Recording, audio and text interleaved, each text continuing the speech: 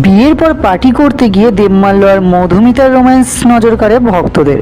পার্টিতে তাদের রোম্যান্স মন ছুঁয়ে যায় সকলের।